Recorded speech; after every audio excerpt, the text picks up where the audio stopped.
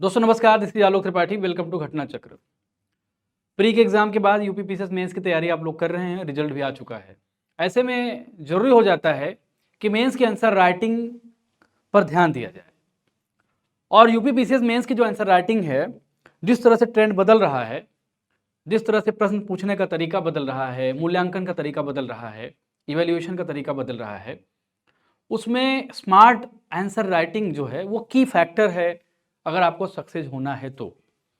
अब smart answer writing कैसे सीखें, किस तरह करें, कैसे समझें कि आंसर राइटिंग आपके लिए महत्वपूर्ण है। इसके अतिरिक्त पूर्व परीक्षाओं में आए प्रश्नों के नेचर को समझते हुए उसके आंसर को कैसे समझें। आयोग आपको सिलेबस देता है। आयोग क्या करता है आयोग आपको सिलेबस देता है मेंस परीक्षा का।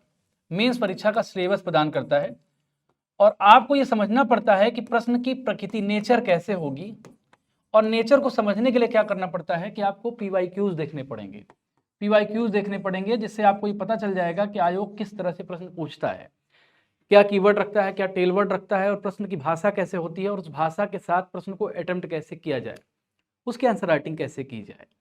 ये प्रक्रिया एक ऐसी प्रक्रिया है जो एक दो दिन में विकसित नहीं हो सकती है, लेकिन इस प्रक्रिया का जो सबसे बेस है, सबसे जो मुख्य पॉइंट है, सबसे मेजर जो पॉइंट है वो ये है कि आप ये समझें कि पीवाईक्यूज जो पूछे गए हैं पूर्व परीक्षाओं में, पूर्व जो मेंस परीक्षाएं हुई हैं यूपी पीसीएस की, उन पीवाईक्यूज में क्वेश्चन का नेचर कैसा है और क्वेश्चन के नेचर में किस तरह से प्रश्न पूछकर आपसे किस तरह के उत्तर की आकांक्षा, अपेक्षा आयोग कर रहा है। और अगर उस तरह के प्रश्न को उसी तरह अटेम्प्ट आप कर लेंगे जिस तरह इस किताब में किया गया है तो बेहतर अंक आप प्राप्त कर लेंगे, बेहतर अंक प्राप्त करने की प्रायिकता आपकी बढ़ जाएगी। ये किताब है, घटना चक्र की किताब है, यूपी पीसीएस मेंस के लिए किताब है। ये सॉल्व पेपर है। जब से यूपी पीसीएस मेंस रिटन हुआ है, रिटन लिया जाने लगा है, उसमें समस्त प्रश्नों के उत्तर मॉडल आंसर टाइप है और टॉपर से लिखवाए गए आंसर है जो ऑलरेडी सिलेक्टेड है, उनसे लिखवाए गए इसमें आंसर्स को इंक्लूड किया गया है। तो इस किताब के लिए आपको जो है घटना चक्र से किताब खरीदनी पड़ेगी। UP PCS mains GS solve paper है और इसमें 2018, 2019, 2020, 2021, 22, 23, 24 यानी 1, 2, 3, 4, 5, 6, 7 सालों का जो है के क्वेश्चन पेपर और उनके आंसर प्रेजेंट किए गए हैं। और introduction, main body and conclusion as per demand of question, जैसे क्वेश्चन की डिमांड है उसी तरह प्रेजेंट किया गया है। यानी डिमांड के हिसाब से आंसर की सप्लाई की गई है। डिमांड को समझना बहुत महत्वपूर्ण है। अगर आपसे पूछता है, कोई प्रश्न पूछता है कि आम के बारे में पूछता है और आप अंगूर के बारे में बहुत अच्छा लिख के आते हैं, तो वो डिमांड को फुलफिल करना नहीं होगा। डिमांड को समझना सबसे इंपॉर्टेंट है। तो क्वेश्चन को एक्सप्लेन किया गया जो आंसर के रूप में, वो डिमांड के हिसाब से किया गया है। लॉजिकल एंड कंसाइज आंसर है, यानी जितना पूछा गया है, अगर 200 वर्ड में पूछा गया है तो 200 वर्ड्स के आसपास ही, 125 वर्ड में पूछा गया तो उसके आसपास लिखा गया है। और लूसिड लैंग्वेज है, सिंपल एंड लूसिड लैंग्वेज है। Photo pictographic presentation wherever required, जहां पर आवश्यकता है वहां पर पिक्टोग्राफिक प्रेजेंटेशन को भी प्रेजेंट किया गया है। पॉइंट वाइज प्रेजेंटेशन है, अपडेटेड डेटा है, कमिटी रिपोर्ट है, रेलिवेंट एग्जाम्पल और फैक्ट को एक इसमें रखा गया है। यानी अपडेटेड किताब है, आपको नई नई रिपोर्ट्स इस किताब में देखने को मिलेगी, नए नए डेटा देखने को मिलेंगे। तो हम चलेंगे अंदर और देखेंगे और देखने की कोशिश करेंगे। देखिए, सबसे पहले जो पेपर है वो जीएस पेपर 1 2024 का है। मैं एक क्वेश्चन आपके समक्ष स्क्रीन पर दिखाऊंगा, उसके आंसर को दिखाऊंगा, उसके बाद आप जज करिएगा कि किस तरह से आंसर राइटिंग की गई है। उम्मीद है कि आप एक एक चीज पर ध्यान देंगे ताकि आपकी जो आंसर लिखने की प्रतिबद्धता है, आंसर लिखने की जो आपकी ललक है वो और विकसित हो, और ये आप समझ पाए कि आंसर राइटिंग में किन किन मुद्दों पर, किन किन बिंदुओं पर फोकस रहना है। जैसे पहला ही प्रश्न है, क्या है, introduce the literary sources for study of ancient Indian history. यानी एंशिएंट इंडियन हिस्ट्री के लिए जो साहित्यिक स्रोत हैं उनके बारे में पूछ रहा है। Introduce the literary source for the study of ancient Indian history.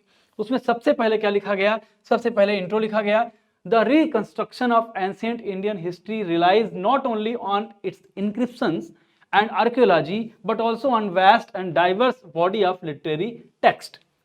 यानी केवल पुरातात्विक साक्ष्यों तक ही सीमित नहीं, बल्कि साहित्यिक साक्ष्यों के माध्यम से ही एंशिएंट हिस्ट्री को जाना जा सकता है। इंट्रो बहुत कंसाइज है जो पूछा गया है। देखिए इंट्रो में सबसे महत्वपूर्ण बात, कीवर्ड्स को एड्रेस किया गया कि नहीं। कीवर्ड्स क्या है इसमें, लिटरेरी सोर्स है। अब इस लिटरेरी सोर्स को यहां पर देखिए कीवर्ड के रूप में लिखा गया है, बताया गया है। देखिए लिटरेरी टेक्स्ट, ये चीज आपको यहां मिल जाएगी। तो बहुत कम शब्दों में और संक्षिप्त रूप से इंट्रो को लिखा गया है।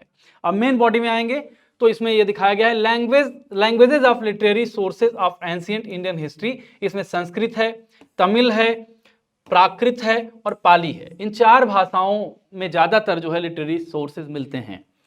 ये चार लैंग्वेजेस हैं जो डोमिनेंट रोल प्ले करती हैं लिटरेरी सोर्सेज के बारे में। आप जानते हैं संस्कृत, तमिल, पाली, प्राकृत, ये चार भाषाएं हैं।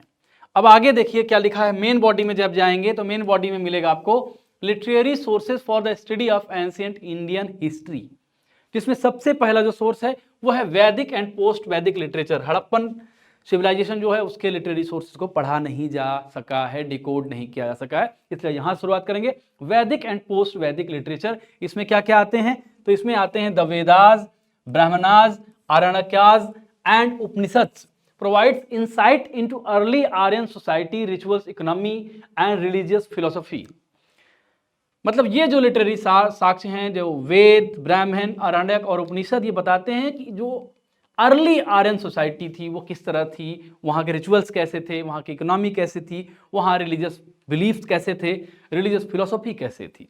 ये सिंपल सी बात है। एपिक्स एंड पुराणास की बात की जा रही है तो रामायण और महाभारत की यहाँ चर्चा आपको मिल रही है। Idols of kingship, warfare and Dharma, while the Puranas record dynastic genealogies and sacred geographies useful for the chronology। ये चीज है।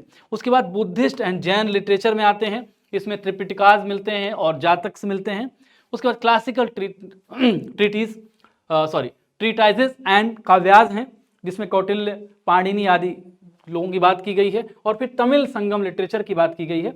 यानी सारे लिटरेरी रिसोर्सेज को क्रमगत तरीके से, क्रमवार तरीके से रखा गया है, 1 2 3 4 5 के फॉर्म में ये रखा गया है। और बाद में जो है इसको जो है इसको एक्सप्लेन कर दिया गया है। ये जो है देखिए ये कंक्लूजन है। कंक्लूजन भी देखिए कितनी सटीक तरीके से लिखा गया है। Critically examine these text transform myth and philosophy into historical insight, literature as archive, context as compass, contemporary initiatives such as the new ज्ञान भारतम मिशन। अब ज्ञान भारतम मिशन को एकदम करंट से जोड़ दिया गया है। Continue this legacy by conserving and digitalising Indian ancient textual heritage for the future scholarships. यानी क्या किया गया है, कंक्लूजन में बहुत बेहतर तरीके से, तार्किक तरीके से, लॉजिकल तरीके से कंक्लूजन में करंट एस्पेक्ट को भी जोड़ दिया गया है, जिससे एग्जामिनर पर यह प्रभाव पड़ेगा कि जो स्टूडेंट है, जो एस्पिरेंट है, जिसने आंसर लिखा है, ना केवल उसको एंशिएंट इंडिया की समझ है, बल्कि एंशिएंट इंडिया के साथ साथ वो वर्तमान से करंट एस्पेक्ट से उसको जोड़ भी दे सकता है। इतिहास हम इसीलिए पढ़ते हैं ताकि वहां से सीख लेकर अपने करंट एस्पेक्ट को किस तरह से वैल्यूएट कर पाएं, और इसमें ये चीज आपको देखने को मिल रही है। एक और प्रश्न देखेंगे, give an account of the challenges faced by Indian immediately after independence. यानी आजादी के बाद क्या चुनौतियां थी उसकी बात की जा रही है। तो इंट्रो देखिए बहुत छोटा है और इंट्रो में ये बताया गया है, the dawn of independence in August 1947 was both a movement of triumphs and turbulence for India. Emerging from 2 centuries of colonial rule, the nation faced unprecedented challenges while striving to build a democratic foundation for diverse and fragmented society। बताया गया है कि India की जो society थी वो diverse और fragmented थी, और आज़ादी के बाद एक बहुत बड़ी चुनौती थी, बहुत बड़ा चैलेंज था कि उसको जो है इंटीग्रेटेड फॉर्म में कैसे ले जाया जाए, और इसके लिए बहुत चुनौतियों का सामना करना पड़ा। यानी आप देखिएगा जो कीवर्ड है वो आपको इंट्रो में देखने को मिल रहा है, कीवर्ड आपको इंट्रो में देखने को मिल रहा है। फिर आगे आएंगे, जो मेन बॉडी में हम आएंगे तो पॉलिटिकल एंड एडमिनिस्ट्रेटिव चैलेंजेस की बात की जा रही है, जिसमें पार्टीशन एंड कम्युनल वायलेंस की चर्चा है। Integration of princely states, over 560 princely states, आप जानते हैं हैदराबाद, जूनागढ़, कश्मीर वगैरह में कितनी दिक्कतों का सामना करना पड़ा। Establishing a new political system, Bharat में एक नया पॉलिटिकल सिस्टम, एक कॉन्स्टिट्यूशन के बाद पार्लियामेंट्री डेमोक्रेसी को जिस सक्सेसफुली ढंग से रन किया गया, तत्कालीन जो लोग थे, जो संविधानविद थे, बाद में जो सरकार में आए, तो वो एक बहुत बड़ा चैलेंज था। और उसके बाद रीऑर्गेनाइजेशन एंड बाउंड्री इश्यूज, कई सारे देशों के साथ हमारे बाउंड्री इश्यूज भी रहे, उनको कैसे एड्रेस किया गया ये भी इसमें आपको प्रेजेंट किया गया मिलेगा। और फिर socio economic and development challenges थे, उसमें क्या क्या चीजें हैं, पॉवर्टी एंड इकोनॉमिक बैकवर्डनेस थी, रिफ्यूजी रिहेबिलिटेशन का प्रॉब्लम था, और इलिटरेसी एंड सोशल इनइक्वालिटी की समस्या थी। तो उसको इंडिया ने किस तरह से, इंडियन गवर्नमेंट ने एड्रेस किया। Foreign policy and security concerns थे, उसको कैसे एड्रेस किया, किस तरह एड्रेस किया गया, और इसको कंक्लूड किया गया है। Despite these formidable hurdles, India transformed adversity into opportunity, laying the foundation of democracy, planning and social justice. Guided by leaders like Nehru and Patel, the republic turned from a nation in turmoil into a nation with purpose, providing that freedom was not an end but a new beginning and a tryst with destiny. ये नेहरू जी के शब्द थे, इसको यहाँ मर्ज करके और अच्छे तरीके से कंक्लूजन को सारगर्भित तरीके से बना दिया गया है। मतलब इस तरह के क्वेश्चंस आप देखिए, 24 का पेपर है और बहुत लॉजिकल ढंग से लिखा गया है। Napoleon was the son of revolution, explain, इसको एक्सप्लेन करने के लिए हमने क्या किया, सबसे पहले इंट्रो लिखा। इंट्रो में लिखा the phrase Napoleon was the son of revolution was coined by historian to capture Napoleon Bonaparte rise as both a product and protector of the French revolution. ये इंट्रो है और इंट्रो में आपको एक logical reasoning देखने को मिलेगी और उस लॉजिकल रीजनिंग में जो कीवर्ड्स हैं वो देखने को मिलेंगे। इंट्रो आपका तभी खूबसूरत होगा जब keywords should be included in intro, ये ध्यान रखिएगा, keywords should be included, must, हम शुड नहीं कहेंगे, must be included in intro. और उसके बाद मेन बॉडी में जब आप जाओगे तो मेन बॉडी में देखिए यहाँ पे मिला है राइज थ्रू मेरिट, इसकी बात हो रही है। Napoleon as the product of revolution, कैसे है ये, तो इसमें बताया गया है पॉलिटिकल एंड मिलिट्री वैक्यूम की बात की जा रही है। Revolutionary was needed strong leader, भाई कोई रिवोल्यूशन होगी तो एक लीडर ऐसा होना चाहिए स्ट्रॉन्ग हो और कंटेम्प्रेरी सिचुएशन को अच्छे से, हैडल्स को अच्छे से हैंडल करे, तभी वो डिसीजन मेकिंग कर पाएगा। His victory as Toulon and Italy made is national hero. और उसके बाद है रिवोल्यूशनरी आइडल्स की बात की जा रही है, he upheld equality, secularism and property rights की बात की जा रही है, द 18 बर्मायर ग्रुप की बात की जा रही है। तो ये सारी चीजें बता रही है कि नेपोलियन जो है किस तरह से था। और उसके बाद लीगल एंड सोशल रिफॉर्म की चर्चा की जा रही है और उसके बाद फिर जो है Napoleon as the heir and transformer की चर्चा की जा रही है, सेंट्रलाइज स्टेट की बात की जा रही है, economic reform, export of idols, rise of authoritarianism की बात हो रही है, फिर कंक्लूजन है। मतलब कहने का मतलब है कि बहुत लॉजिकल तरीके से इंट्रो को, उसकी बॉडी को, उसके कंक्लूजन को इस किताब में आपको प्रेजेंट किया हुआ मिलेगा। ये 2024 का पेपर मैं आपको प्रेजेंट कर रहा था। देखिए एक पेपर और आपको मैं दिखाता हूँ, 2024 सेक्शन 1 है ये पेपर 2 है। पेपर 2 में देखिए छोटा सा एक क्वेश्चन लूंगा मैं, उस क्वेश्चन के माध्यम से ये बताने की कोशिश हम करेंगे कि हम किस तरह से क्वेश्चन के आंसर को फ्रेम करते हैं। क्वेश्चन है right a short notes on composition of constituent assembly. ये क्वेश्चन है, उसका इंट्रो है, देखिए short notes on composition of constituent assembly. Keyword क्या है, कॉन्स्टिट्यूएंट असेंबली है। अब constituent assembly must be emphasised, must be included in intro. First thing first, ये चीज होनी चाहिए। अब इंट्रो में ये चीज है कि नहीं, the constituent assembly of India first met in December 1947, that is factual detail, represented the collective vision of newly emerging democratic nation. मैंने आपको कहा था कि keyword must be included and keyword is included, you can see keyword is visible here. And उसके बाद क्या है कि बेसिस ऑफ फॉर्मेशन है, कैसे उसका फॉर्मेशन हुआ, तो बेसिस ऑफ फॉर्मेशन में आप जब जाएंगे तो indirect election under cabinet mission 1946 है। फिर रिप्रेजेंटेशन पैटर्न है, प्रोविंशियल रिप्रेजेंटेशन कितना था, आगे कितना था, कम्युनिटी रिप्रेजेंटेशन क्या था, कैसे, ये सारी चीजें इसमें दिखाई गई हैं। की फीचर्स ऑफ इट्स कंपोजिशन की बात की गई है, डाइवर्सिटी की बात की गई, lawyers, social reformers, freedom fighters, scholars. और एक इंटरेस्टिंग बात, डाइवर्सिफाई जो करने की बात होती है, not only on social belief, not only on religious belief, but also the ideological belief. बहुत सारे लोगों की अलग अलग आइडियोलॉजी थी, but they were representing constituent assembly. This was the beautifulness of Indian constituent assembly. We can be proud as a Indian because we have a very insightful constituent assembly. तो इस constituent assembly के बारे में लिखना तो बहुत कुछ लिख सकते हैं, लेकिन कम शब्दों में कैसे लिखना है, किस तरह लिखना है, ये आपको देखने को मिल रहा है। की फीचर्स ऑफ कंपोजिशन की बात की गई है और अच्छे तरीके से फिर इंट्रो में के बाद बॉडी के बाद कंक्लूजन दिया गया है। The constituent assembly embodied the bill of the people of India and led the democratic foundation of republic. As Dr. Bhimrao Ambedkar said, it is not a mere lawyer's documents, it's a vehicle of life. तो ये conclusion है। तो मतलब कुल मिलाकर आपको ये चीज़ें इस तरह से देखने को मिल रही हैं। मतलब ये है कि इंट्रो दिया गया है, उसके बाद फिर ये थर्ड पेपर है और 2024 ही चल रहा है, तो 2024 के क्वेश्चन पेपर को देखकर आपको ये सब आ रहा होगा, समझ में आ रहा होगा। एक क्वेश्चन मैं एथिक्स का लूँगा, वीडियो को कंक्लूड करूँगा। क्वेश्चन है, examine the role of following in the context of civil services, moral code of conduct and work culture. इसकी बात कर रहे हैं। आंसर में है, civil services form the backbone of governance and public interest. The ethical integrity and professional culture of civil servant determine the effectiveness, transparency and responsiveness of administration. तो इसमें पहले को व्याख्यायित किया गया, एक्सप्लेन किया गया है मोरल कोड ऑफ कंडक्ट क्या होता है। तो मोरल कोड ऑफ कंडक्ट में क्या क्या चीजें शामिल हैं।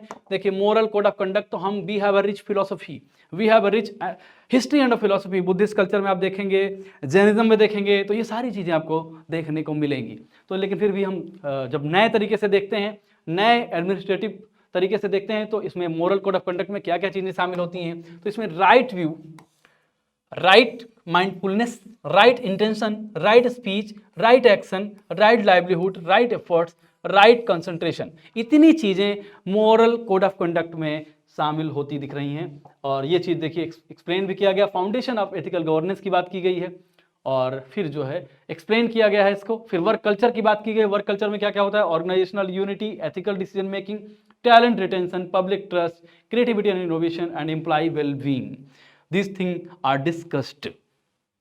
तो मतलब फिर इसके बाद जो है बाद में कंक्लूजन कर दिया गया। कहने का क्या मतलब है, मैंने आपको शुरू में ही बताया था, जब मैंने आपको बताया था कि इस किताब में क्या क्या चीज़ें, क्या खासियत है, तो मैं आपको ले चलूँगा उस पेज पे जहाँ से हमारी किताब शुरू हुई थी और उस किताब की शुरुआत में फिर ले आऊँगा मैं और ये बताने की कोशिश करूँगा कि हमने जो कहा है वो आपको प्रश्न में दिखा कि नहीं दिखा, और आप देख के समझ पाएंगे कि जो बात हमने कही है वो हमने प्रूव भी किया है, आपको दिखाया है। तो इस किताब को आप परचेज कर सकते हो। देखिए, मैं फिर से आपको ले चलूंगा क्या क्या खासियत किताब की है। देखिए, इसमें लिखा है introduction, main body and conclusion as per demand of question. मैंने आपको बताया था डिमांड के हिसाब से है। लॉजिकल एंड कंसाइज आंसर है, ये भी चीज़ है। सिंपल एंड लूसिड लैंग्वेज का इस्तेमाल किया गया है। पिक्टोग्राफिक प्रेजेंटेशन भी की गई है, पॉइंट वाइज प्रेजेंटेशन की गई है। अपडेटेड फैक्ट्स और रिपोर्ट्स को इंक्लूड किया गया है। तो ये किताब आपके लिए मास्टरमाइंड हो सकती है। ये किताब आपकी मेंस की परीक्षा के लिए बहुत अच्छी साबित हो सकती है। तो जो लोग भी यूपी पीसीएस मेंस की तैयारी कर रहे हैं, यूपी पीसीएस मेंस की जो भी तैयारी कर रहे हैं, अगर आप 2025 का मेंस दे रहे हैं तो अच्छी बात है। अगर आप आगे 26 का मेंस देना चाहते हैं, 27 का देना चाहते हैं, अपने आप को आंसर राइटिंग के लिए तैयार करना चाहते हैं, तो ये किताब आपके लिए बहुत बेहतर साबित हो सकती है। इंग्लिश में किताब है, हिंदी में भी सेम मॉडल में सेम तरीके से किताब मार्केट में आने वाली है। तब तक आप इसको परचेज करें और अपने कमेंट के माध्यम से हमको बताएं भी कि आपको किताब कैसी लगी। फिलहाल के लिए इतना ही, नमस्कार।